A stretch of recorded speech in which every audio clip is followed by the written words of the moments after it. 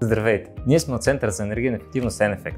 Аз съм инженер Александър Станков, а до мен е прекрасната архитект Ралица Йорданова. Здравейте от мен! Комфортът и разходите на енергия са пряко свързани. Например, ако имаме топли стени заради топлоизолацията или топъл пот заради подово отопление, постигаме нужния топлинен комфорт при по-ниски температури на въздуха в помещението.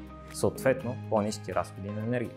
Например, ако имаме топли стени заради топлоизолация или добър пот заради подово отопление, ние ще постигнем нужния топлинен комфорт. Студените стени и прозорци са причина за по-голямата разлика в температурите на въздуха в долната и в горната част на помещението. А също така могат да предизвикат и проблеми, като поява на мухъл и плесен при зоните с температура под 13 градуса или дори конденс при зоните с температура под 9.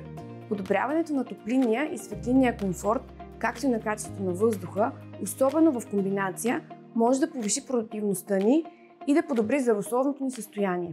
Точно за това мерките за пестене на енергия не трябва да са за сметка на комфорта, а напротив, те трябва да го надградят. Да вземем за пример неизолирана стена. Температурата и от вътрешната страна ще бъде ниска и ще усетим, че ни става студено.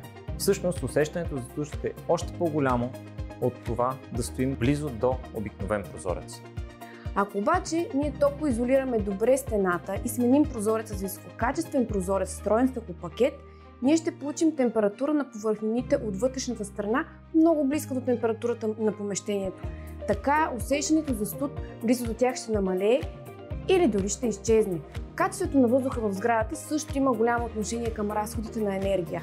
Ако през зимата в сградата влизат големи количества външен въздух, това значително ще повиши разходите ни за енергия. Често в градовете той е примесен с замърсители, като фини прахови частици или вредни химически съединения.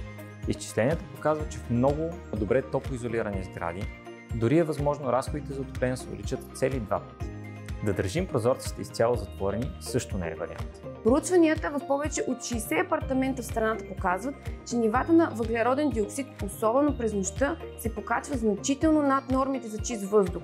Дори в някои случаи до 4 пъти над граничните стойности. Останалите замърсители, които също трябва да се имат предвид при полагане на мерки за енергийна ефективност, са източниците на замърсители вътре в сградата. Като такива най-често се срещат в кухнята и в банята.